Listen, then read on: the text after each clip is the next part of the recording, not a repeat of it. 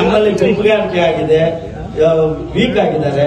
ಅದನ್ನ ಲಾಭ ನೀವು ಪಡ್ಕೊಳ್ಬಹುದು. ನಮ್ಮ ಕ್ಷೇತ್ರದ ಪ್ರತಿನಿಧಿ ಜೊತೆ ನಾನು ಹೋಗ್ಬೇಕು ಅಂತ ನನಗೆ ಇಷ್ಟ ಇದೆ. ಸತ್ಯಣ್ಣವರು ಅವ್ರೇನ್ ಬೇರೆಯವರಲ್ಲ. ನಮ್ಮವ್ರನ್ನ ಬೈದಿದ್ದೀನಿ, ನಮ್ಮವ್ರನ್ನ ಟೀಕೆ ಮಾಡಿದ್ದೀನಿ. ನಿಮ್ಮನ್ನೊಂದು ದಿವಸ ಕೂಡ ನಾನು ಬೈದಿಲ್ಲ ಎಲ್ಲಿನೂ. ಕಾರಣ ಏನಂತಂದ್ರೆ ಮಾನ್ಯ ಸಮೃದ್ಧಿ ಮಂಜುನಾಥ್ ಅವರ ನೇತೃತ್ವದಲ್ಲಿ ಪೂರ್ತಿಯಾಗಿ ಆಗ್ಬೇಕು. ಆಮೇಲೆ ಒಂದು ವಿಶೇಷ ಕಾಲೇಜು ಏನಂತಂದ್ರೆ, ನೀವು ಕೊಡೋ ಧರ್ಮ ಜೊತೆಗೆ ಕೊಡಿಸೋರ ಧರ್ಮ.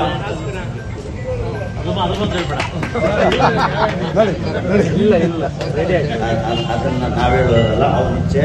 ನಿಮಗೆ ಅದೃಷ್ಟ ಚೆನ್ನಾಗಿದೆ, ಒಂದೇ ಮಾತು ನಾನು ಹೇಳ್ಬೋದು.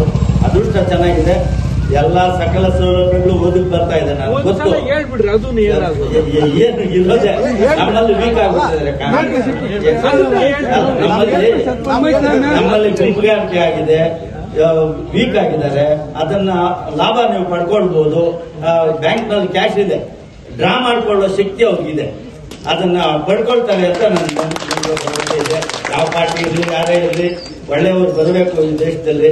ಆಮೇಲೆ ಇನ್ನೊಂದು ಮನವಿ, ನೀವು ಕೊಡೋದ್ರ ಜೊತೆಗೆ ಸರ್ಕಾರದಿಂದ ಕೊಡುವಾಗ ಮುಖ್ಯಮಂತ್ರಿಗಳು ನಾನು ಬಹಳ ಕ್ಲೋಸ್ ಆಗಿದ್ದಾರೆ. ನಾನು ನಿಮ್ಗೆ ಗೊತ್ತಿಲ್ಲ, ನಮ್ಗೆ ಬಹಳ ಮನೆ ತಿರುಪ್ತಿಗೆ ಹೋಗೋರು ಫೋನ್ ಮಾಡಿ ಕರ್ಸ್ಕೊಂಡಿದ್ರು. ನಾನು ತಿರುಪ್ತಿಗೆ ಹೋಗಿದ್ದೆ. ನೀವು ಬರೋವಾಗ ನನಗೆ ಕೊತ್ತೂರು ಮಂಜುನಾಥ್, ಕೊಮ್ಮನಹಳ್ಳಿ ನಂಜೇಗೌಡ ಇಬ್ರು ಬನ್ನಿ ದೇವಸ್ಥಾನಕ್ಕೆ ಕೊಡ್ಸೋಣ ಅಂತ ಹೇಳಿದ್ರು. ನನಗೆ ಇಷ್ಟ ಇಲ್ಲ. ಕಾರಣ ಏನಂತಂದ್ರೆ, ನಮ್ಮ ಕ್ಷೇತ್ರದ ಪ್ರತಿನಿಧಿ ಜೊತೆ ನಾನು ಹೋಗ್ಬೇಕು ಅಂತ ನನಗೆ ಇಷ್ಟ ಇದೆ. ಆದ್ರಿಂದ ನಿಮ್ಮ ಜೊತೆನಲ್ಲಿ ನಾನು ಬರ್ತೀನಿ. ನಾನು ಸಿಎಂ ಹತ್ರ ನಾನು ಕೇಳ್ಕೊಂಡು 25 ಲಕ್ಷಕ್ಕೆ ಕಮ್ಮಿ ಒಪ್ಪೋದೇ ಇಲ್ಲ ಅಂತ ಹೇಳಿ ನಾನು ಕೂತ್ಕೊಡ್ತೀನಿ. ನನ್ನ ಜವಾಬ್ದಾರಿ. ತಾವು ಹೋಗುವಾಗ ಹೇಳಿದ್ರೆ ನಾನು ಬರ್ತೇನೆ. ಅಷ್ಟೊಂದು ವಿನಂತಿ ಮಾಡಿಕೊಂಡು ಇನ್ನ ಮುಂದಿನ ದಿನ ಹೇಳೋಷ್ಟೇನಿಲ್ಲ.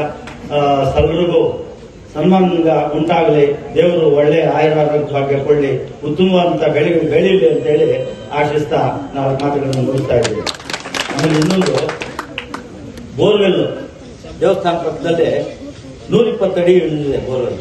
20 ವರ್ಷದಿಂದ ನೀರು ಸಪ್ಲೈ ಕೊಡ್ತಾ ಇದೆ. ಪಕ್ಕದಲ್ಲೇ 100 ಅಡಿ ದೂರದಲ್ಲಿ 1000 ಅಡಿ ಇದೆ. 1500 ಅಡಿಗಳಲ್ಲಿ ಬೋರ್ವೆಲ್ ಇರೋದು. ಇಲ್ಲಿ ಬರೀ 120 ಅಡಿಗೆ 125 ವರ್ಷದಿಂದ ನೀರು ಸಪ್ಲೈ ಕೊಡ್ತಾರೆ. ಲೆಕ್ಕ ಕೊಡಿ ಎಷ್ಟು ಶಕ್ತಿ ಇದೆ ಆ ದೇವರಲ್ಲಿ ಅಂತ ಅಷ್ಟು ಹೇಳ್ತಾ, ನಾನು ನಮ್ಮ ಸತ್ಯಣ್ಣವರು ಅವ್ರೇನ್ ಬೇರೆಯವರಲ್ಲ, ನಮ್ಮೂರು ಅಳಿಯಂದ್ರೆ ಅವರು. ಅಳಗಿನಹಳ್ಳಿ ಮುನಿಯಂಕರಾಮಪ್ಪನ ಅಳಿಯ.